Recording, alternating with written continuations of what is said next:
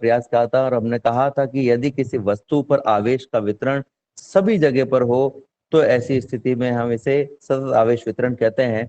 लेकिन अगर किसी स्थान पर आवेश है और किसी स्थान पर आवेश नहीं है तो इसे हम आवेश का असंतत या विविक्त वितरण कहते हैं। इसको अंग्रेजी में कंटिन्यूअस चार्ज डिस्ट्रीब्यूशन या डिसकंटिन्यूअस चार्ज डिस्ट्रीब्यूशन हम कह सकते हैं। कंटिन्यूअस का मतलब सतत आवेश वितरण से है और डिसकंटिन्यूअस का मतलब असतत आवेश वितरण से। हमारे सिलेबस में सतत आवेश वितरण है जिसके बारे में हम पढ़ेंगे। सतत आवेश वितरण जो है वो 3 प्रकार का होता है, रेखीय आवेश वितरण, पृष्ठीय आवेश वितरण और तीसरा जो है वो है आयतन आवेश वितरण।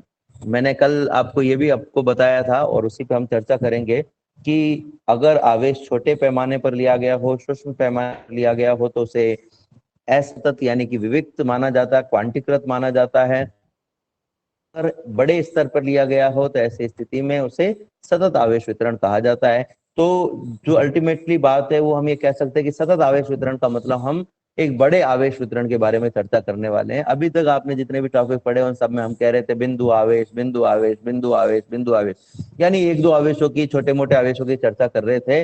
इससे आपको ये तो पता चल ही गया होगा कि अब हम छोटे मोटे आवेश की चर्चा नहीं करके एक वृहद स्तर के आवेश की चर्चा करने वाले हैं।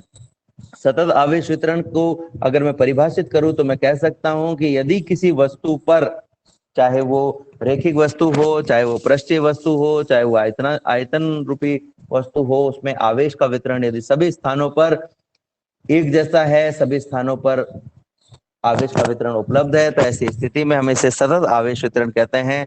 और अगर किसी स्थान पर आवेश का वितरण है और किसी स्थान पर आवेश का वितरण नहीं है तो इसे हम असतत आवेश वितरण या क्वांटीकृत आवेश वितरण कहते हैं। ये जो आवेश वितरण है, जैसा कि हमने बात की, 3 प्रकार का होता है, रेखीय आवेश वितरण, पृष्ठीय आवेश वितरण और आयतन आवेश वितरण। सबसे पहले हम रेखीय आवेश वितरण की बात करेंगे। तीनों वितरणों में जो हम पढ़ने वाले हैं उसमें 3 महत्वपूर्ण चीजें हम पढ़ेंगे। एक तो आवेश वितरण की परिभाषा, दूसरा आवेश घनत्व की परिभाषा और तीसरा उस आवेश वितरण के कारण किसी बिंदु पर विद्युत क्षेत्र की तीव्रता।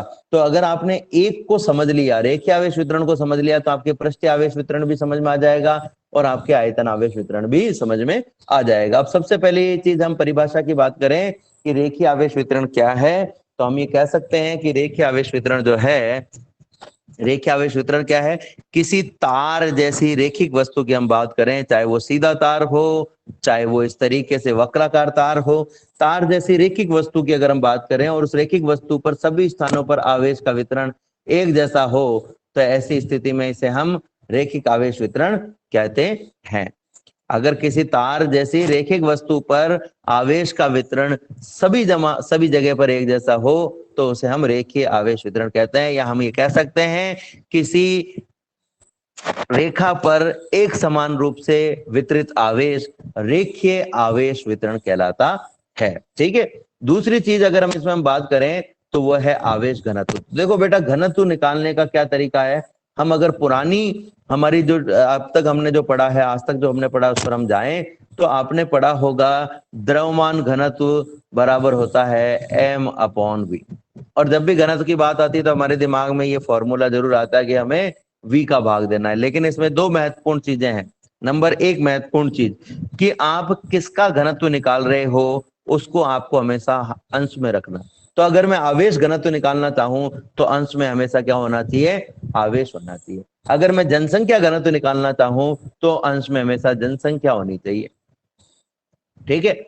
और दूसरी चीज कि ये जो आवेश हमने लिया है वो किस स्थान पर है। अगर ये आवेश किसी रेखा पर उपस्थित है, अगर ये आवेश किसी रेखा पर उपस्थित है तो आपको रेखा की लंबाई लेनी पड़ेगी। अगर ये आवेश किसी पृष्ठ पर उपस्थित है तो पृष्ठ के लिए लंबाई नहीं लेकर के हम क्षेत्रफल लेते हैं। और अगर ये पूरे आयतन में यानी पूरी वस्तु में उपस्थित है तो हम यहाँ पर क्या लेते हैं, v लेते हैं। ठीक है। अब आप सोच रहे होंगे भाई ये 3 अलग अलग क्यों लिए।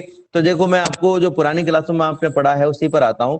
जब हम जनसंख्या घनत्व निकालते थे तब हम कहते थे कि जनसंख्या घनत्व कितना है किसी गांव का, तो ये जनसंख्या बटा क्षेत्रफल। अब आप सोच रहे होंगे यहाँ पे क्षेत्रफल क्यों लिया भाई, आयतन क्यों नहीं लिया। तो नंबर 1 बात की आयतन इसलिए नहीं लिया गया कि सभी के जो मकान है वो एक लाइन में नहीं है। यानी सब रैखिक रूप से नहीं खड़े हुए हैं सब व्यक्ति। अगर सारे व्यक्ति रैखिक रूप से खड़े होते, एक ही लाइन पे खड़े हुए होते, तो फिर हम यहाँ पर क्षेत्रफल की जगह लंबाई ले लेते। दूसरी चीज की व्यक्ति जो है वो पृष्ठ पर ही रह सकते हैं, हवा में नहीं उड़ सकते, और चूंकि पृष्ठ पर ही रह सकते हैं इसलिए हम यहाँ पर क्या ले रहे हैं, क्षेत्रफल ले रहे हैं। अभी मेरी आवाज प्रॉपर आ रही है ना, अब तो नहीं कट रही बच्चों? Yes sir. No sir. ठीक ठीक है।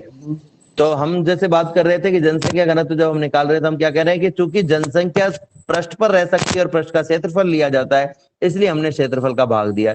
तो इसी तरीके से जब हम आवेश घनत्व निकालेंगे तो वो आवेश जिस जगह पर उपस्थित है उस जगह का हम भाग देंगे, उस जगह की जो का हम भाग देंगे। विमा का मतलब उसकी लंबाई है तो लंबाई का भाग देंगे, अगर वो पृष्ठ है तो क्षेत्रफल का भाग देंगे, और संपूर्ण आयतन में है तो आयतन का हम भाग देने वाले हैं। तो मान लीजिए कि आपके पास में ये एक, मान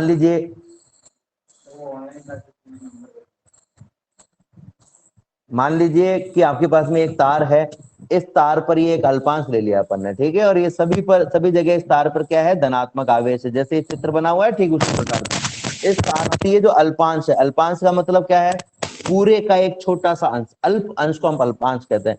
और मान लीजिए इस अल्पांश की लंबाई है dl, ठीक है। इसमें जो आवेश है उसको हमने मान लिया dq। अब आप सोच रहे होंगे भाई डी क्यों लिया, तो डी जो है वो छोटी राशियों के लिए, हम छोटी राशि को डिनोट करने के लिए काम में लेते हैं। तो हमारे पास में आवेश कितना है, डी क्यू है, और हमारे पास में जो इसकी लंबाई है इस अल्पांश की वो कितनी है, डीएल है, ठीक है। तो डी क्यू और डीएल जब हमारे पास में आ गया और आपको कोई कहे कि आवेश घनत्व निकालो, तो हम क्या कहेंगे, आवेश घनत्व निकालना है तो आवेश का मान, ठीक है, बटा इस, ये आवेश कहां पर उपस्थित है, इस अल्पांश लंबाई डीएल में उपस्थित है, तो हम ये डीएल का भाग दे देंगे, ठीक है। तो अपने पास में क्या गया, dq बटा dl। ये क्या गया आपके पास में, आवेश घनत्व। चूंकि ये एक रेखिक वस्तु पर निकाला गया है इसलिए अपन इसे कहेंगे रेखीय आवेश घनत्व। इसे हम क्या कहेंगे, रेखीय आवेश घनत्व। अब सोचो कि ये आवेश जिस रेखा पर नहीं होकर के एक पृष्ठ पर होता, ठीक है, ये इतने बड़े, ये एक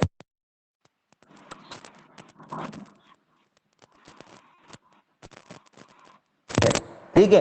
वैसे डी एस लिया जाता है, डी ए नहीं लिया जाता, क्यों नहीं लिया जाता, आवाज नहीं है मैं। हेलो हेलो, फिर से मैं बता देता हूं, फिर से मैं आपको बता कि मान लीजिए आपके पास में एक पृष्ठ है, ये एक पृष्ठ है, इस पृष्ठ के एक छोटे से भाग पर हमें क्या निकालना है, आवेश घनत्व निकालना। ये छोटे से भाग का जो क्षेत्रफल है उसको हम कह रहे हैं, हमने कह दिया है डीएस कह दिया है, ठीक है। अब अगर मुझे यहाँ पर आवेश घनत्व, तो ऐसी स्थिति में हम क्या कहेंगे कि भाई आवेश घनत्व निकालना है तो ये आवेश का मान डी क्यू बटा, ये कहां पर उपस्थित है, कितने क्षेत्रफल में है, तो ये डीएस क्षेत्रफल में है, तो ये डीएस हो गया, डी क्यू बटा डीएस। अब पहले हमने डीएल लिया था क्योंकि ये डीएल लंबाई में था, अब ये क्षेत्रफल में है तो हमने डीएस ले लिया। उसको हमने कहा था कि वो रेखीय वस्तु पे था इसलिए रेखीय आवेश घनत्व, ये पृष्ठीय वस्तु पर है इसलिए पृष्ठीय आवेश घनत्व। अब सोचो यही आवेश इस क्षेत्रफल में नहीं होकर के पूरे आयतन में होता या छोटे आयतन में होता जिसका मान होता वी, डीवी, तो हम यहाँ पर क्या करते हैं, डीएस की जगह डीवी लिख देते, क्या लिख देते, डीवी लिख देते, तो आपके पास में क्या हो जाता है, डीक्यू बटा डीवी हो जाता है। बस इन्हीं चीजों को अपने को समझना है। तो वापस से मैं अपने टॉपिक पर आ रहा हूं और अब आपको ये चीजें बड़ी आसानी से समझ में आ जाएंगी। ध्यान से समझे, हमने कहा था कि यदि किसी रेखिक वस्तु पर, किसी तार पर एक समान रूप से आवेश वितरित हो तो उसे हम रेखीय आवेश वितरण कहते हैं, ठीक है। अब हम रेखीय आवेश घनत्व निकालना चाहते हैं, तो रेखीय आवेश घनत्व निकालने के लिए मैंने क्या कहा था कि मान लीजिए आपके पास में ये एक तार है, ये तार का एक छोटा सा अंश है जिसकी लंबाई है डीएल, ठीक है, और इसमें डी क्यू आवेश है, तो हम आवेश घनत्व निकालने के लिए क्या करेंगे, डी क्यू बटा डीएल, डी क्यू बटा डीएल। तो ये क्या हो जाएगा आपके पास में, आवेश घनत्व। क्योंकि ये एक रेखिक वस्तु पर है इसलिए अपन इसको कहेंगे रेखीय आवेश घनत्व। इसको लैम्डा से व्यक्त किया जाता है। रेखीय आवेश घनत्व को किससे व्यक्त किया जाता है, लैम्डा से व्यक्त किया जाता है। तो आपके पास में लैम्डा बराबर आ गया डी क्यू बटा डीएल। हेलो, हाँ बोलिए आशुतोष। हाँ बोलो सर आपने डी इसलिए यूज किया ना क्योंकि ये अल्पांश पे निकाल रहे हैं, अल्पांश पर निकाल रहे हैं इसलिए डी यूज में लिया। अगर पूरे पर काम में लेते तो डी काम में हम नहीं लेते। डी का मतलब है छोटा सा भाग या छोटा सा क्षेत्र, छोटे से हिस्से के लिए निकाला गया मान, ठीक हाँ है सर, बेटा, ठीक ठीक सर। क्लियर हाँ है ये सर। बात? चलो आगे चलते हाँ। हैं, आगे चलते हैं। देखिए अब ध्यान से समझना बेटा, एक चीज जो मैं आपको बता रहा हूँ आपने बचपन में पढ़ा होगा और आप सब मुझे बता देंगे। बहुत आसान सा प्रश्न मैं पूछूंगा, मुझे एक प्रश्न का जवाब दे, जिसको भी आता है कोई भी एक जवाब दे। मान लीजिए कि आपके पास में 10 रुपए में 5 पेंसिल आती है, 10 रुपए में 5 पेंसिल आती है, 5 पेन आते हैं, कुछ भी मान लीजिए। तो बताइए कि एक पेन का मूल्य कितना होगा? 2 रुपए। 2 रुपए। बहुत बढ़िया। ठीक है सर, ठीक है बच्चों, आपने कैसे निकाला? तो मैं बताया तो आपको, आपने कहा भाई 10 रुपए में कितने 5 पेन आते हैं? 5 पेन, तो एक पेन कितने का आएगा? तो आपने क्या किया, 10 में 5 का भाग दे दिया, 10/5 कर दिया। ठीक है, अब ध्यान से समझना मेरी बात को, इसमें इंपॉर्टेंट क्या है, आपने भाग दिया है पेंसिलों की संख्या का या पेन की संख्या का। तो जिसका भाग दिया है वो आप ध्यान से देखोगे तो उत्तर में, जब अपने पास में क्या आया है उत्तर, हमारे पास में उत्तर आया है, तो इस दो में ये दो क्या चीज है, हमने कहा 2 रुपए प्रति पेन, यानी एक पेन का मूल्य। ये क्या है आपके पास में? एक पेन का, यानी कि हम ये कह सकते हैं कि जिसका भाग दिया है, जिसका भाग दिया है वो एक हो गया है। हमने पेन की संख्या का भाग दिया तो पेन एक हो गया, रुपए एक नहीं हुआ, रुपए तो दो हैं लेकिन पेन एक हो गया। अब इस प्रश्न को मैं उल्टा कर देता हूं, मैं थोड़ा सा इसको उल्टा कर देता हूं। मैं कहता हूं मान लीजिए आपको कोई वस्तु ऐसी दी जाती है या मिठाई दी जाती है आपको, मान लीजिए, और आपको 100 रुपए के जो है 50 पीस मिठाई के दे दिए जाते हैं। ठीक है, 100 रुपए के कितने पीस दे दिए जाते हैं मिठाई के? 50 पीस दे दिए जाते हैं। तो ये बताओ कि 1 रुपए में कितना पीस आएगा? आधा। आधा आएगा। तो देखो हम क्या कर रहे हैं यहाँ पर, 50/100, 50/100 बराबर कितना हो गया? 1/2, यानी कि आधा हो गया। तो ये आधा क्या हुआ है? ये आधा जो है वो पीस की संख्या है। ठीक है, कितने पीस की संख्या है? 1 रुपए में आने वाले पीस की संख्या। तो यहां पर देखो अब की बार पीस की संख्या एक नहीं हुई है, रुपए एक हो गए, जिसका हमने भाग दिया वो एक हो गया। ठीक है, तो ऐसे ही इस सूत्र में, जो सूत्र काम में ले रहे हैं, ध्यान से समझना प्यारे बच्चों, कि ये जो सूत्र आप काम में ले रहे हो, ये सूत्र आपको दिख रहा होगा यहाँ पर, जिसमें हमने लिखा था डी दे रहे लंबाई का, तो जिसका भाग दे रहे हैं वो क्या हो जाएगा? इकाई। तो हम क्या कहेंगे, ये अपने पास में क्या गया एक तरीके से, इकाई लंबाई में उपस्थित आवेश। इकाई लंबाई में उपस्थित आवेश, जैसे हमने कहा 1 रुपए में आने वाले मिठाई के पीस की संख्या या एक पेन का चुकाया गया मूल्य, ऐसे हमने क्या कह दिया, इकाई लंबाई में उपस्थित आवेश। तो जिसका भाग दे रहे हैं उसको हम क्या कहेंगे? इकाई कहेंगे। समझ में आ गई बात? अब मैं अगर परिभाषा देना चाहूं इस लैम्डा की, ये जो लैम्डा मैंने यहाँ लिखा था इसको लैम्डा कहते हैं हम, इसकी परिभाषा देना चाहूं जिसको हम रेखीय आवेश घनत्व कहते हैं, तो हम क्या कहेंगे कि किसी भी रेखिक तार के इकाई लंबाई में उपस्थित आवेश, इकाई लंबाई में उपस्थित आवेश को हम उस तार का रेखिक आवेश घनत्व कहते हैं। किसी भी तार की इकाई लंबाई में उपस्थित आवेश को, किसी भी तार की इकाई लंबाई में उपस्थित आवेश को रेखीय आवेश घनत्व कहा जाता है। अब इसमें दो इंपॉर्टेंट बातें, ठीक है। नंबर एक बात, कभी कभी इस डी की जगह डेल्टा भी काम में लिया जा सकता है। डी कब काम में लेंगे? जब अल्पांश बहुत छोटा हो, और डेल्टा कम काम में लेंगे जब अल्पांश बहुत छोटा नहीं हो लेकिन बड़ा भी नहीं हो, मध्यवर्ती हो। ठीक है, एक और चीज, अब आप सोच रहे होंगे कि साहब ये छोटा अल्पांश क्यों लिया आपने, बड़ा अल्पांश क्यों नहीं लिया आपने, पूरा तार क्यों नहीं लिया? तो ध्यान से समझना मेरी बात को कि अगर किसी तार के प्रत्येक भाग में आवेश का मान एक जैसा है, एक जैसा है, तो आप पूरे तार का आवेश भी ले सकते हो। लेकिन अगर किसी तार के किसी भाग में तो आवेश ज्यादा है और किसी भाग में आवेश कम है, हमने क्या कहा था, सतत आवेश वितरण का मतलब कम हो ज्यादा हो लेकिन होना चाहिए, चाहे कम हो चाहे ज्यादा हो, होना चाहिए।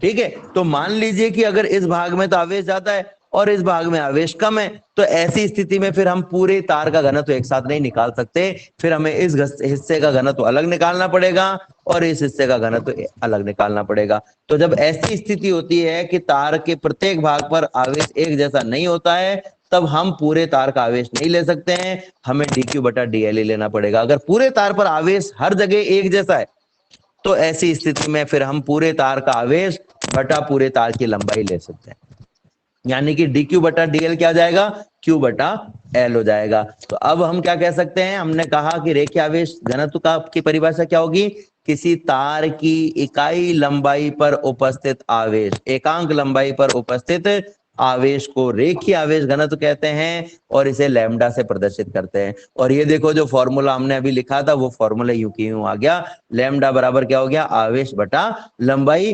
तो आवेश बटा लंबाई का मतलब देखो, ये जब हम लिख रहे हैं ना आवेश बटा लंबाई, इसमें बहुत महत्वपूर्ण बात है। जब आप ऊपर आवेश लिखते हो, मान लो आपने dq लिख दिया, ठीक है ना, तो महत्वपूर्ण बात क्या है कि ये dq जितनी लंबाई में वो लंबाई लिखनी है। यहाँ पर जब आपने ऊपर q लिखा है तो q जितनी लंबाई में आवेश उपस्थित है वो लंबाई लिखनी है नीचे। तो dq dl में है इसलिए नीचे dl लिख दिया, q आवेश पूरी लंबाई में इसलिए l लिख दिया। ठीक है, तो ये दो सूत्र हमारे पास में आ गए, q बटा l और dq बटा dl। q बटा l कब काम में ले सकते हैं, जब पूरे तार पर एक समान आवेश हो। dq बटा dl कब काम में ले सकते हैं, जब पूरे तार पर अलग अलग आवेश हो तो भी काम में ले सकते हैं और एक जैसा आवेश हो तो भी काम में ले सकते हैं। यानी कि ये वाला फॉर्मूला हर समय काम में लिया जा सकता है। अब यहां से dl को अगर मैं यहां लेके चला जाऊं तो आपके पास में क्या आ जाएगा, dq बराबर लैम्डा इंटू dl। ये हमारे लिए काम की चीज है। एक और खास बात, सर तार में डीएल कैसे लेते हैं समझ में नहीं आया। डीएल का मतलब है छोटा सा हिस्सा। डीएल का मतलब क्या, जैसे एक तार है, ठीक है, आप पूरे तार की लंबाई मत लो, एक छोटे से हिस्से की लंबाई ले लो और इस छोटे से हिस्से में आवेश निकाल लो। जैसे उदाहरण के लिए मैं आपको कहूं कि आप 1 किलो मिठाई खरीद के लाओ, या 1 किलो मिठाई का भाव पूछ के आओ, तो 1 किलो मिठाई खरीदना जरूरी नहीं है, उसके लिए आप 50 ग्राम खरीद के भी उसका भाव मालूम कर सकते हो। तो जो छोटा सा हिस्सा हमने लिया है, इस छोटे से हिस्से की लंबाई जो है ना उसको डीएल कहेंगे। ठीक है सर, ठीक है सर। ये जो छोटा जो हिस्सा है ना उसकी लंबाई। अब ये लंबाई आपको प्रश्न में या तो दी हुई होगी, आपको प्रैक्टिकली नापना नहीं है वहां जाकर के, पर अगर नापना पड़ता तो हम कहते हैं भाई इतने हिस्से की लंबाई ले रहे हैं तो इसी हिस्से का आवेश लेना है, जितने हिस्से की लंबाई लिए उतने हिस्से का आपको आवेश लेना है। और अगर आपने पूरा तार लिया है तो फिर ऐसी स्थिति में आप डी एल की जगह एल काम में लेंगे। अब अगर आपसे कोई पूछे कि जो लैम्डा है उसकी विमा क्या है, तो लैम्डा बराबर हमने देखा क्या है हमारे पास में, डी क्यू बटा डी एल या क्यू बटा एल। डी क्यू यानी कि आवेश, ठीक है, डी क्यू भी आवेश और क्यू भी आवेश है। क्यू पूरा आवेश और डी क्यू थोड़ा आवेश, अब थोड़ा होता है पूरा हो। अब आपकी जेब में भले ही थोड़े से पैसे हो तो भी रुपए में गिने जाएंगे, और आपके पास में खूब सारे पैसे हो तो भी रुपए में ही गिने जाएंगे, तो मात्रक तो सेम ही रहेगा। तो डी क्यू का मात्रक यानी आवेश का मात्रक हो गया कूलाम, और डीएल यानी लंबाई का मात्रक हो गया मीटर।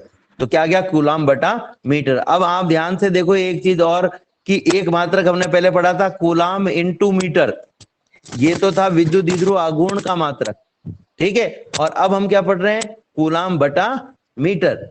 अब हम क्या पढ़ रहे हैं, कूलाम बटा मीटर। ये जो कूलाम बटा मीटर है ये है रैखिक आवेश घनत्व का मात्रक। अब अगर मैं विमा निकालना चाहूं तो कूलाम यानी आवेश की विमा होती है A1 T1, और मीटर यानी दूरी की विमा होती है L1। इस L1 को ऊपर ले जाओगे तो माइनस हो जाएगा, तो आपके पास में विमा क्या आ जाएगी, आपके पास में विमा आ जाएगी L-1 A1 और T1 जो यहां पर लिखी हुई है, आप देख सकते हो। लैम्डा की विमा आ गई, लैम्डा का मात्रक आ गया हमारे पास में। अब एक और बहुत महत्वपूर्ण बात है, बहुत इंपॉर्टेंट बात है, इस पूरे चैप्टर में नहीं आगे वाले चैप्टर में भी आपके काम आने वाली, ध्यान से समझना बेटा। अगर ये डी क्यू जो आवेश हम ले रहे हैं ये एक बहुत छोटे अल्पांश पर लिया गया आवेश हो तो इस डी क्यू को बिंदु आवेश माना जा सकता है। अब आप सोचोगे बिंदु आवेश माना जा सकता है, इसका मतलब क्या है। मान लो आपके पास में एक पूरा गोला है, या मान लो ये इस तरह की कोई आकृति है, इस पर बहुत सारा आवेश है, ठीक है। तो जब बहुत सारा आवेश होता है तो इसको अपन सूक्ष्म आवेश नहीं मान सकते, बिंदु आवेश नहीं मान सकते।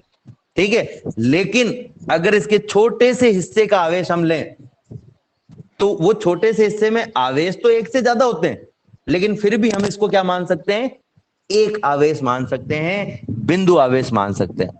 फिर से समझ लीजिए, पहले हमने कहा था बिंदु आवेश का मतलब एक आवेश है, बहुत थोड़े से आवेश से मतलब है एक छोटे से बिल्कुल बिंदु रूपी भाग में उपस्थित आवेश है। लेकिन अब हम क्या कह रहे हैं कि अगर अल्पांश छोटा हो तो इसके समस्त आवेश को भी आप एक आवेश यानी बिंदु आवेश मान सकते हो। ठीक है, यानी हम अगर अल्पांश के लिए कोई भी कैलकुलेशन करेंगे तो बिंदु आवेश के लिए जो सूत्र लगाया था वही अल्पांश के लिए भी हमें सूत्र लगाना है। ठीक है, अब हम एक कंडीशन ले रहे हैं, मान लीजिए आपके पास में तार है और ये एक तार का छोटा सा अल्पांश है। मैं देखने में थोड़ा बड़ा बना रहा हूं क्योंकि आपको बहुत छोटा बना दूंगा तो दिखेगा नहीं। ठीक है, इसमें जो आवेश है वो तो है dq, ठीक है, और इसकी जो लंबाई है वो है dl, इसकी जो लंबाई है वो है dl। ठीक है, इस तार से r दूरी पर एक बिंदु P है, इस P बिंदु पर मुझे क्या निकालना है, विद्युत क्षेत्र की तीव्रता निकालनी है। ठीक है, अब चूंकि छोटे से आवेश के कारण है तो हम ये मान सकते हैं कि पूरे तार की वजह से जो भी विद्युत क्षेत्र की तीव्रता आएगी उसका मान ज्यादा आएगा, और ये छोटे से तार की वजह से जो छोटे से भाग की वजह से जो विद्युत क्षेत्र की तीव्रता आएगी उसका मान कम आएगा। तो हम छोटे से भाग के कारण जो विद्युत क्षेत्र की तीव्रता है उसको मान लेते हैं डीई। ठीक है, डीई का मतलब भी विद्युत क्षेत्र की तीव्रता ही है, लेकिन इसका मतलब क्या हुआ, छोटे से भाग के कारण विद्युत क्षेत्र की तीव्रता। ठीक है, छोटे से भाग के कारण विद्युत क्षेत्र की तीव्रता। एक बच्चे ने ये जो मैसेज भेजा है कि D का मतलब डेल्टा है, D का मतलब डेल्टा नहीं है, D का मतलब डेल्टा नहीं होता है, डेल्टा के लिए ये साइन काम में लिया जाता है, ये साइन काम में लिया जाता है। D का मतलब डिफरेंशिएशन यानी अवकलन से लिया गया है। अवकलन का मतलब होता है संपूर्ण कलन यानी संपूर्ण आकलन का अव यानी छोटा भाग। ठीक है, इसे डी नहीं कहा जाता है, डेल्टा के लिए ये साइन काम में लिया जाता है। आशुतोष ने मैसेज किया है तो आशुतोष डी का मतलब यहाँ पर डेल्टा नहीं है। ठीक है, डी और डेल्टा दोनों एक ही तरीके से काम करते हैं। डी का मतलब भी दो बिंदुओं पर लिए गए मान का अंतर निकालना होता है और डेल्टा का मतलब भी अंतर निकालना होता है। ये हम आगे वाले भाग में और अच्छे से समझेंगे, लेकिन डी को डेल्टा आपको नहीं पढ़ना है, डी को डी ही पढ़ना है आपको। ये डिफरेंशिएशन का डी लिया गया है। ठीक है ना, इसको पढ़ते समय भी हम कहते हैं डिफरेंशिएशन ऑफ ई, इसको हम क्या कहेंगे, डिफरेंशिएशन ऑफ ई। हम शॉर्ट में पूरा डिफरेंशिएशन नहीं कहना पड़े इसलिए हम इसको डीई कह देते हैं। चलो वापस आता हूं मैं, तो मैं जो बात कर रहा था उसी पर मैं वापस आता हूं। ये डीई है, अब डीई का मुझे मान निकालना। डीई का मतलब क्या है, डीई भी विद्युत क्षेत्र ही है, डीई भी क्या है, विद्युत क्षेत्र है, और ई जो हम काम में लेते थे वो भी विद्युत क्षेत्र है।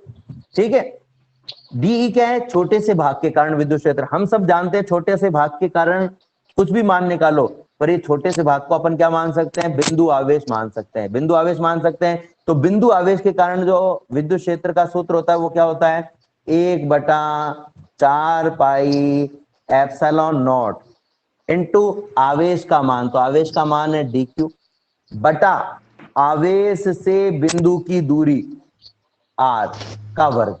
तो क्या आ गया, 1/4 pi epsilon not dq upon r square. अगर आप देखोगे ध्यान से तो यही फॉर्मूला हमने एक अल्पांश के कारण विद्युत क्षेत्र के लिए निकाला गया है, यही फॉर्मूला हमने लिखा है। तो हम क्या कहेंगे, माना किसी रेखीय आवेश, किसी तार पर रेखीय आवेश घनत्व जो है वो लैम्डा है, इसके dl अल्पांश में dq आवेश है, तो इस dq आवेश इस अल्पांश के कारण बिंदु P पर विद्युत क्षेत्र की तीव्रता dE बराबर 1/4 pi epsilon not dq upon r square होगा, और जो दिशा होगी वो इस रेखा के अनुदिश होगी, इसलिए r कैप लिखा है।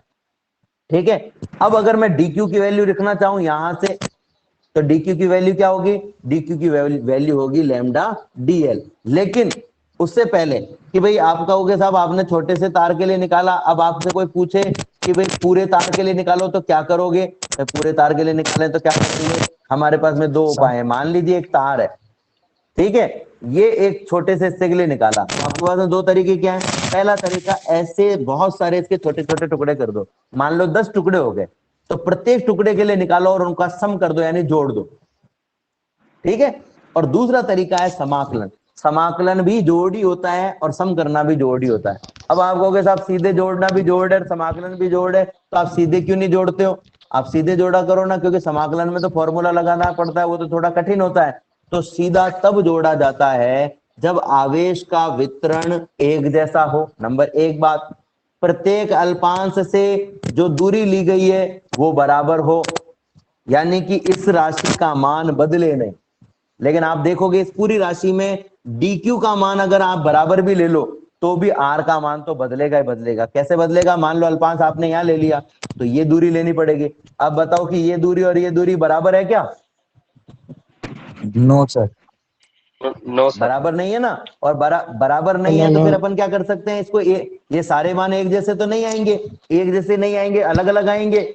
अलग अलग आएंगे तो ऐसी स्थिति में आप या तो सबके अलग अलग मान निकालो और जोड़ो, और या फिर आप इसका क्या कर दो, समाकलन कर दो। तो समाकलन करना भी एक तरीके से जोड़ ही है। तो हमने क्या कर दिया कि ये भाई हमारे पास में था DE बराबर 1/4, DE बराबर 1/4 pi epsilon not DQ upon R square. इसका इधर भी समाकलन कर दिया और इधर भी समाकलन कर दिया, दोनों तरफ समाकलन कर दिया। दोनों तरफ समाकलन का मतलब क्या है कि हर छोटे हिस्से के कारण जो विद्युत क्षेत्र आएगा उसको भी जोड़ना है और उसका जो मान आएगा उसको भी जोड़ना है। ठीक है, तो मान को जोड़ेंगे तभी हमें पता चलेगा। तो हमने ये समाकलन कर दिया। अब यहाँ पर ये जो DQ है, इस DQ का मान यहां से हम रख देते हैं। कितना रख दिया हमने? Lambda into DL। एक खास बात कि DE यानी छोटे छोटे हिस्सों का जो विद्युत क्षेत्र निकाला उसको हम अगर जोड़ेंगे तो हमारे पास में क्या आ जाएगा? तार का कुल विद्युत क्षेत्र आ जाएगा। तो DE का जोड़ जो है वो कुल विद्युत क्षेत्र E हमने लिख दिया। ठीक है, और इस पूरे भाग में से 1/4 पाई एप्सिलॉन नॉट को कॉमन ले लिया, बाहर ले लिया, क्योंकि ये कांस्टेंट है, कांस्टेंट पर समाकलन का कोई प्रभाव नहीं पड़ता है। और इस भाग को मैंने अंदर रहने दिया। अब आप सोच रहे होंगे साहब इस भाग को अंदर क्यों रहने दिया? ठीक है, तो उसके लिए बहुत महत्वपूर्ण बात मैं बता रहा हूं, ध्यान से समझना कि ये हमने लिखा integration 1/4 pi epsilon not DQ की जगह हमने लिख दिया lambda DL upon R square. ठीक है, और ये किसके सापेक्ष अपन समाकलन कर रहे हैं? तो यहां पर आपको दिख रहा होगा कि हम DL यानी लंबाई के सापेक्ष समाकलन कर रहे हैं। ये देखो जो लिखा हुआ है ना, ये जो लिखा हुआ होता है, ये जो लिखा हुआ होता है इसके सापेक्ष आप समाकलन कर रहे हो, DL यानी लंबाई। तो अब आपको ये देखना है कि इस DL का मान और इसकी स्थिति अगर हम बदलें तो कौन कौन सी राशि है जो बदल सकती है और कौन कौन सी राशि है जो नहीं बदल सकती है। तो हम कहेंगे भाई देखो कुछ भी हो जाए लेकिन ये 4 का मान तो हमेशा 4 ही रहेगा, और पाई का मान हमेशा 22/7 ही रहेगा, और एप्सिलॉन नॉट का मान 8.854 इंटू 10 की घात -12 अपॉन न्यूटन। आवाज बंद करो आशीष आचार्य, म्यूट करो बेटा, अपना माइक म्यूट करो दुर्गेश और आशीष दोनों बेटा। हाँ, तो 4 पाई और एप्सिलॉन नॉट ये तो कभी भी नहीं बदलने वाले हैं, इसलिए हमने इनको तो क्या ले लिया बाहर। अब देखते हैं और क्या बदल सकता है। तो हम कहेंगे साहब ये अल्पांश अगर आपने यहां लिया तो R का मान अलग आएगा, और यहां लिया तो R का मान अलग आएगा। इसका मतलब अल्पांश की स्थिति बदल देने से जो दूरी R है वो बदल सकती है, इसलिए हमने इसको अंदर ही रखा, इसको बाहर हमने नहीं निकाला, क्योंकि ये कांस्टेंट नहीं है, बदल सकता है। दूसरा बात करें हम लैम्डा की, तो हम कहेंगे कि यदि सब जगह आवेश एक जैसा वितरित है तब तो लैम्डा नहीं बदलेगा। लेकिन मान लो कहीं पर आवेश ज्यादा है और कहीं पर आवेश कम है, तो जहां ज्यादा आवेश है वहां छोटे से अल्पांश में DQ का जो मान आएगा वो ज्यादा आएगा, और जहां पर कम है वहां पर DQ का मान कम आएगा। ठीक है, अल्पांश ये भी मैंने मान लो 1 सेंटीमीटर का लिया और ये भी 1 सेंटीमीटर का लिया, लेकिन यहाँ आवेश ज्यादा था इसलिए 1 सेंटीमीटर में DQ का मान ज्यादा आएगा और इस वाले 1 सेंटीमीटर में DQ का मान कम आएगा। अब इस हिसाब से अगर हम लैम्डा का मान निकालना चाहें, तो लैम्डा बराबर क्या हो जाएगा? लैम्डा बराबर होता है DQ/DL। अब आप देखो दोनों ही जगहों पर DL का मान तो 1-1 सेंटीमीटर, तो DL को तो हटाकर मैंने लिख दिया 1, ठीक है, सेंटीमीटर। अब DQ का मान ऊपर जहां हमने लिया था वहां तो DQ का मान ज्यादा है, इसका मतलब लैम्डा का मान ज्यादा आएगा। और नीचे जो लिया है हमने कहा कि यहाँ पर आवेश कम है तो यहाँ dq का मान कम आएगा, तो यहाँ लैम्डा का मान कम आएगा। इसका मतलब यदि आवेश का वितरण असमान हो, एक जैसा वितरण नहीं हो, मैंने असतत नहीं कहा है, मैंने असमान कहा है, ये ध्यान रखना। असतत का मतलब क्या है? आवेश नहीं होना, किसी स्थान पर होना और किसी स्थान पर नहीं होना। तो अगर आवेश का वितरण असमान है तो ऐसी स्थिति में जो लैम्डा है, ये जो लैम्डा है ये भी कांस्टेंट नहीं होगा। लेकिन आवेश का वितरण एक समान है तो ये लैम्डा कांस्टेंट होगा, इसको बाहर निकाला जा सकता है। तो जब भी एक समान आवेश वितरण की हम बात करेंगे, लैम्डा को आप बाहर निकल सकते हो। अगर असमान आवेश वितरण की हम बात करेंगे तो लैम्डा को हम बाहर नहीं निकाल सकते हैं। पर असमान आवेश वितरण और एक समान आवेश वितरण दोनों ही सतत आवेश वितरण होता है, इसलिए अभी हमें पता नहीं है कि लैम्डा जो है वो कांस्टेंट है कि नहीं है, इसलिए हमने इसको बाहर नहीं निकाला है। तो ये हमारे पास में ई का फॉर्मूला यहाँ पर आ गया है। ये हमने देखा रेखीय आवेश वितरण। अब आपको अगर ये रेखीय आवेश वितरण समझ में आ गया है तो आपको पृष्ठीय आवेश वितरण भी समझ में आ जाएगा। मैं फिर से पूरे को एक बार दोहरा रहा हूं, ध्यान से समझ लेना। पहली बात, किसी रैखिक वस्तु जैसे तार पर यदि आवेश एक समान रूप से वितरित हो तो उसे हम रेखीय आवेश वितरण कहते हैं। दूसरी बात, किसी तार की इकाई लंबाई पर उपस्थित आवेश का आवेश का मान रेखीय आवेश घनत्व कहलाता है। इसे लैम्डा से व्यक्त करते हैं। इसका मात्रक कूलाम बटा मीटर होता है और इसकी विमा L की पावर -1, T की पावर 1 और A की पावर 1 होती है। तीसरा कि मान लिया कि एक रेखीय वस्तु तार, जैसे चित्र में आप देख सकते हो नीचे नीचे लेफ्ट साइड में दिया हुआ है कि dl अल्पांश में dq आवेश है, इसका आवेश घनत्व लैम्डा है। तो इस अल्पांश से स्मॉल r दूरी पर अगर p बिंदु पर विद्युत क्षेत्र निकालना चाहें तो वो p बिंदु पर विद्युत क्षेत्र जो है वो dE होगा, जिसका मान 1/4πε0 dq/r² होगा। अब अगर मैं पूरे तार के कारण निकालना चाहूं तो इसका मैं समाकलन कर सकता हूं, दोनों तरफ समाकलन कर दिया और मैंने यहाँ पर क्या कर दिया, dq का मान इस समीकरण से यहाँ पर रख दिया है। तो आपके पास में फॉर्मूला आ गया E बराबर 1/4πε0 लैम्डा dl/r²। यहाँ पर 1/4πε0 को बाहर ले लिया क्योंकि ये कांस्टेंट था, और जो E है उसका मतलब है ऐसे छोटे छोटे सभी विद्युत क्षेत्रों को जोड़ दोगे तो कुल विद्युत क्षेत्र यानी पूरे तार के कारण विद्युत क्षेत्र आपके पास में आ जाएगा। अब हम यहाँ पर देखने वाले हैं पृष्ठीय आवेश वितरण। अब हम यहाँ पर क्या देखने वाले हैं, पृष्ठीय आवेश वितरण। ये बोलिए बोलिए बेटा। सर ये रेखीय आवेश वितरण के अंदर एक क्वेश्चन था मेरा। हाँ बोलो बेटा। सर इसमें अपन ने बिंदु आवेश के वाला फॉर्मूला लगा दिया विद्युत क्षेत्र के लिए, लेकिन लेकिन डीएल अगर बहुत छोटा होता है और सर बिंदु आवेश के लिए शर्त होती है सर, जैसे कि आवेश की आकृति जो है उनके बीच की तुलना में बहुत कम ज्यादा होती है, लेकिन अगर सर इनकी तुलना में अगर दूरी बहुत ही कम होती तो अपन को फिर ये फॉर्मूला नहीं लगा सकते थे ना। देखो, हाँ बिल्कुल, ये बहुत अच्छी बात इस बच्चे ने कही है, बहुत बहुत अच्छी बात इसने कही है कि हमेशा बिंदु आवेश के जितने भी फॉर्मूले लगते हैं वो तब कार्य करते हैं जब बिंदु आवेश से जिस बिंदु पर हम कोई भी प्रभाव ज्ञात कर रहे हैं उसकी दूरी का मान ज्यादा हो। किसकी तुलना में? इस आवेश के साइज की तुलना में। लेकिन बच्चों जब हम बिंदु आवेश की बात करते हैं तो बिंदु आवेश इतना छोटा होता है, इतना छोटा होता है कि आपको आवेश दिखता ही नहीं। इलेक्ट्रॉन को आज तक हमने नहीं देखा है, प्रोटॉन को हमने नहीं देखा है, हमने यहाँ तक कि परमाणु को भी नहीं देखा है। हमें परमाणु नहीं दिखाई देता, हमें परमाणुओं का झुंड दिखाई देता है, हमें ग्रुप ऑफ एटम्स दिखाई देते हैं, एटम नहीं दिखाई देता है कभी भी। तो हमेशा ही ये आप ध्यान रखें कि जो आवेश हम लेते हैं, बहुत छोटा आवेश लेते हैं, वो इतना छोटा होता है कि आपको ये चिंता करने की जरूरत नहीं होती। लेकिन फिर भी अगर ये दूरी r परमाणविक दूरियों के बराबर या परमाणविक दूरियों से थोड़ी सी ही ज्यादा है तब ये सूत्र लागू नहीं होते। ये अगर r का मान परमाणविक दूरियों से कई गुना बड़ा है तो ही ये सूत्र काम में आते हैं। बहुत छोटी दूरियों पर जो बल है और जो प्रभाव है वो अपने आप में परिवर्तन कर रहे हैं। जैसे एक उदाहरण में ले रहा हूं कि जो प्रोटॉन होता है वो इलेक्ट्रॉन पर आकर्षण बल लगाता है, ठीक है, और ऐसे प्रोटॉन जो होता है वो दूसरे प्रोटॉन पर तब तक प्रतिकर्षण बल लगाता है जब तक ये एक प्रोटॉन नाभिक के अंदर और दूसरा नाभिक के बाहर हो, या इन दोनों के बीच की दूरी नाभिक की साइज से बड़ी हो। लेकिन जैसे ही दोनों प्रोटॉन नाभिक के अंदर आ जाते हैं, मान लीजिए दोनों प्रोटॉन जो है वो नाभिक के अंदर है, तो ऐसी अवस्था में इनमें प्रतिकर्षण बल नहीं लग करके आकर्षण बल लगता है, जिसे हम नाभिकीय बल कहते हैं।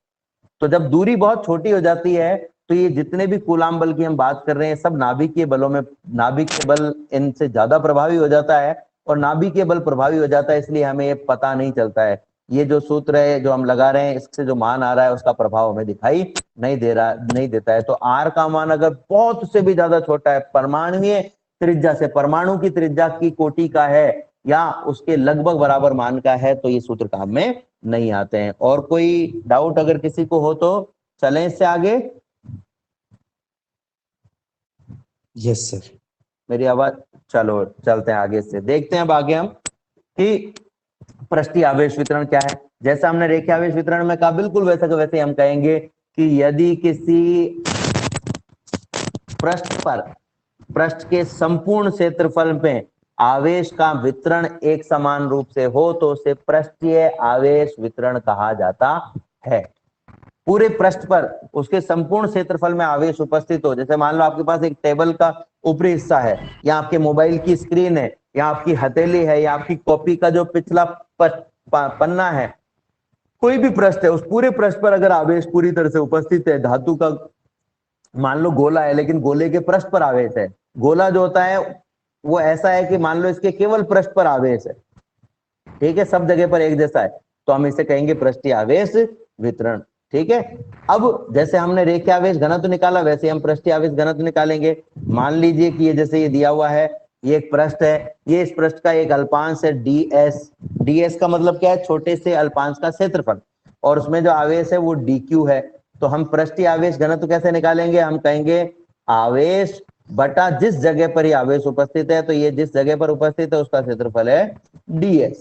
पहले हमने लिया था dl, अब हमने लिया ds, रेखा थी इसलिए लंबाई ली, पृष्ठ आएगा तो क्षेत्रफल लेना है, आयतन आएगा, आयतनात्मक वस्तु आएगी तो आयतन लेना है। तो ये हमारे पास में dq बटा ds। अब चूंकि सूत्र चेंज हो गया है, तरीका वही है लेकिन सूत्र चेंज हो गया है, तो इसका प्रतीक भी चेंज होगा, ये होगा सिग्मा। ठीक है, इसको भी अपन सिग्मा कहते हैं, सिग्मा बराबर dq अपॉन ds, ये हमारे पास में आ गया। तो हम क्या कह सकते हैं, पहले हमने लंबाई ली थी तो हमने कहा एकांक लंबाई पर आवेश, अब हमने क्षेत्रफल लिया है तो हम क्या कहेंगे एकांक पृष्ठीय क्षेत्रफल। ध्यान से समझना मेरी बात को, मैंने क्या कहा है पृष्ठीय क्षेत्रफल। देखो क्षेत्रफल और पृष्ठीय क्षेत्रफल में अंतर है।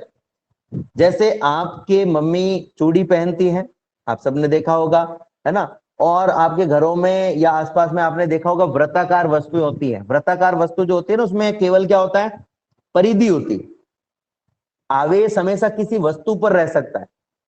ठीक है ना, ध्यान से समझना मेरी बात को। तो चूड़ी पर अगर आवेश रहेगा तो हमेशा कहां रहेगा, इस चूड़ी की परिधि पर रहेगा। ठीक है, इसके बीच में नहीं रह सकता, क्योंकि बीच में तो कोई पृष्ठ है ही नहीं, बीच में तो कोई पृष्ठ है ही नहीं, केवल कहां रह सकता है, परिधि पर। और परिधि जो है वो एक प्रकार की लंबाई होती है। तो अगर वृत्त की परिधि पर आवेश है तो आपको इसे रेखिक आवेश घनत्व मानना पड़ेगा। लेकिन अगर इसी वृत्त की जगह ये चकती होती, ठीक है ना, ठोस वृत्त होता, बीच में से भी भरा होता, जैसे घर में आपके खाना खाने की प्लेट है, थाली है ना, आपने देखा होगा डीवीडी होती है, सीडी होती है, रोटी है, ये सब क्या है, ये चकती का उदाहरण। तो इनमें आवेश बीच में भी हो सकता है। जिनमें पृष्ठ पर आवेश हो सकता है उसमें हम लेते हैं पृष्ठीय क्षेत्रफल। ठीक है, अब देखो वृत्त का क्षेत्रफल हो सकता है लेकिन वृत्त का पृष्ठीय क्षेत्रफल नहीं होता है। वृत्त का क्षेत्रफल और पृष्ठीय क्षेत्रफल बराबर तब होता है जब हम वृत्त के बीच वाले हिस्से में काल्पनिक पृष्ठ मान लेते हैं।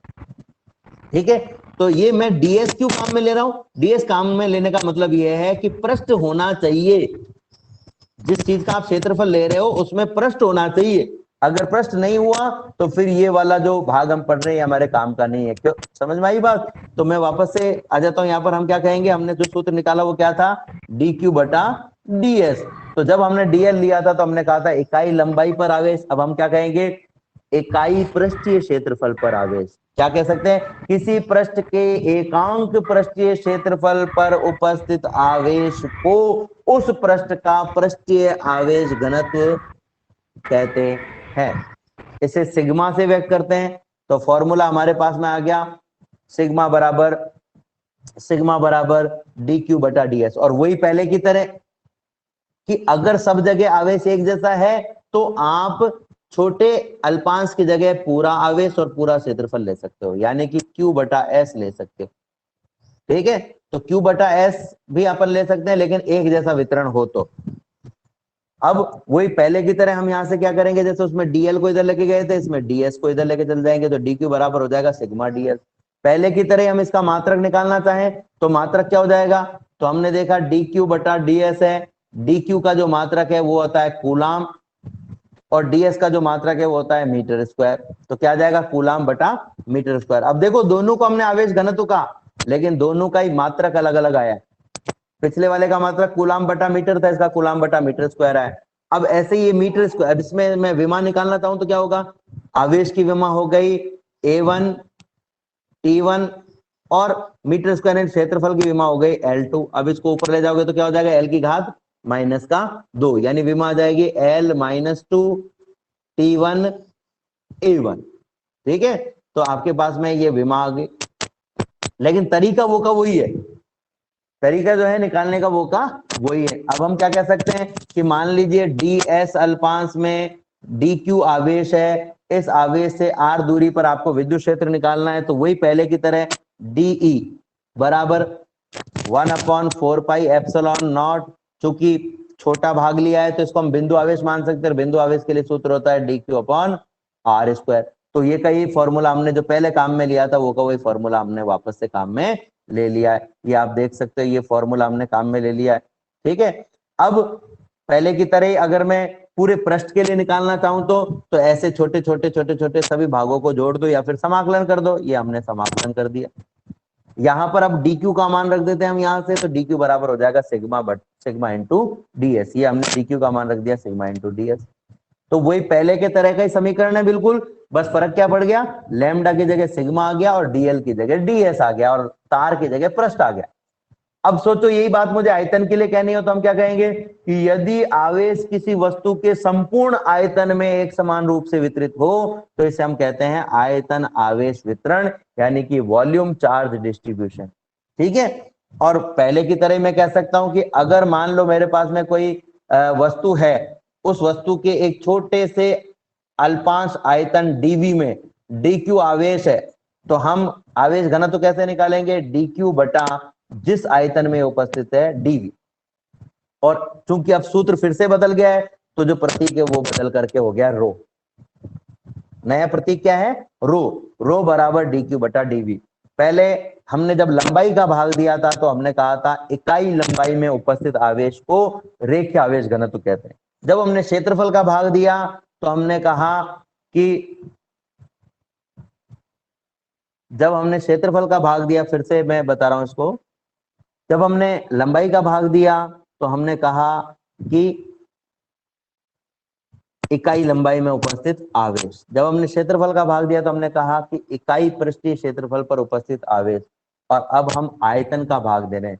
मेरी आवाज सभी तक पहुंच रही है क्या? ये कुछ बच्चों का मैसेज आया है मेरे पास में, एक बच्चे का लोकेश का आया है, तो ये जिनके पास में थोड़ी सी बेटा मौसम की वजह से नेटवर्क की एक समस्या है थोड़ी सी, तो बेटा आप लोग थोड़ा सा नेटवर्क में चले जाओ। मैं 2 बार बोल दूंगा तो 2 बार में शायद आपके पास में आवाज सही से पहुंच जाएगी। फिर से बता देता हूँ कि जब हमने dl लिया, dq बटा dl लिया, तो हमने कहा था कि इकाई लंबाई में उपस्थित आवेश, इकाई लंबाई में उपस्थित आवेश को हम कहते हैं रेखीय आवेश घनत्व। जब हमने dq बटा ds लिया तो हमने कहा कि इकाई पृष्ठीय क्षेत्रफल में उपस्थित आवेश, इकाई पृष्ठीय क्षेत्रफल में उपस्थित आवेश। ठीक है, अब हमने dq बटा dv लिया है तो हम क्या कहेंगे, एकांक आयतन में उपस्थित आवेश को आयतन आवेश घनत्व कहते हैं। फिर से मैं दोहरा रहा हूं, एकांक आयतन में उपस्थित आवेश को हम आयतन आवेश घनत्व कहते हैं। एकांक आयतन, मेरी आवाज पहुंच रही है सब तक? मेरी आवाज पहुंच रही है बच्चों? फिर से बोल रहा हूं मैं, एकांक आयतन में उपस्थित आवेश, चूंकि हमने आयतन का भाग दिया इसलिए हम क्या करें, एकांक आयतन में उपस्थित आवेश को आयतन आवेश घनत्व कहते हैं, इसे रो से व्यक्त करते हैं। ठीक है, तो ये फॉर्मूला अपन देख सकते हैं कि ये फॉर्मूला हमने यहाँ पर लिखा हुआ है। ये आयतन आवेश वितरण के लिए रो बराबर डी क्यू बाई डीवी। अब वही पहले की तरह इस डीवी को अगर आप ऊपर लेके जाओगे तो आपके पास में हो जाएगा डी क्यू बराबर रो डीवी। ठीक है, आगे चलते हैं इससे। तो नेक्स्ट जो हमें निकालना है वो है विद्युत क्षेत्र तीव्रता। तो हम कहेंगे मान लिया कि इसके किसी छोटे से अल्पांश आयतन डीवी में डी क्यू आवेश है। ठीक है, इस अल्पांश से आर दूरी पर स्थित बिंदु पी पर विद्युत क्षेत्र तीव्रता निकालनी। तो वही पहले की तरह हम क्या कहेंगे, डीई बराबर 1/4 pi epsilon 0 4 pi epsilon not. और जो अल्पांश है उसको हम बिंदु आवेश, मैं फिर से बोल रहा हूं, वापस से बोल रहा हूं, ध्यान से सुनिएगा। मान लीजिए कि आपके पास में एक हिस्सा है, इस बड़े हिस्से का एक छोटा सा अल्पांश है डीवी। इस अल्पांश से आर दूरी पर एक आवेश है, इस अल्पांश से आर एक आवेश है। उस आवेश सॉरी मैं थोड़ा सा गलत बोल गया ये एक डीवी अल्पांश है, इस डीवी अल्पांश में डी क्यू आवेश है। इस आवेश से आर दूरी पर एक बिंदु पी है, इस पर विद्युत क्षेत्र की तीव्रता हमें निकालनी है। चूंकि ये जो पी बिंदु है, इस पी बिंदु पर आवेश का जो मान है वो आवेश का जो मान है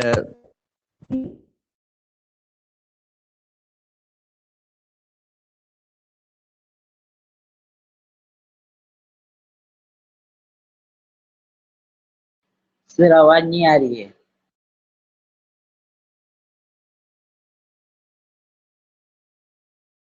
आवाज नहीं आ रही है। क्लास खत्म करें, मैं इसको 2-3 बार रिपीट कर दूंगा, आप चिंता नहीं करें, मैं 2-3 बार रिपीट कर दूंगा इसको। इस अल्पांश के कारण पी बिंदु पर विद्युत क्षेत्र तीव्रता 1/4 pi epsilon naught D Q upon are square होगी। क्या होगी?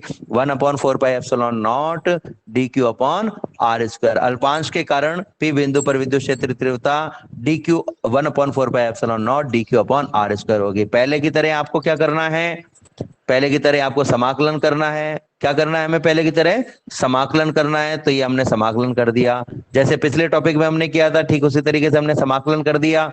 अब हम क्या करेंगे, जैसे पिछले टॉपिक में हमने डी क्यू का मान रखा था वो हम मान रखेंगे। जैसे पिछले टॉपिकों में हमने डी क्यू का मान रखा था, पहले वाले टॉपिकों में हमने डी क्यू का मान देखा, लैम्डा डीएल आया, फिर सिग्मा डीएल आया। अब की बार हमारे पास में डी क्यू का मान क्या है? रो डीवी है। तो हम यहाँ पे डी क्यू का मान रखेंगे। फिर से समझ लीजिए बच्चों, ये जो समाकलन है, समाकलन में हम डी क्यू का मान रखेंगे और डी क्यू का मान कितना है? रो डीवी है। डी क्यू का मान कितना है? रो डीवी। ये हमने यहाँ पर रख दिया, ये रो डीवी हमने यहाँ पर रख दिया। तो फॉर्मूला हमारे पास में क्या आ गया? हमारे पास में फॉर्मूला आ गया ई बराबर 1/4 pi epsilon naught rho d v upon are square. हमारे पास फॉर्मूला क्या आ गया है? 1/4 pi epsilon naught rho d v upon are square. आज थोड़ा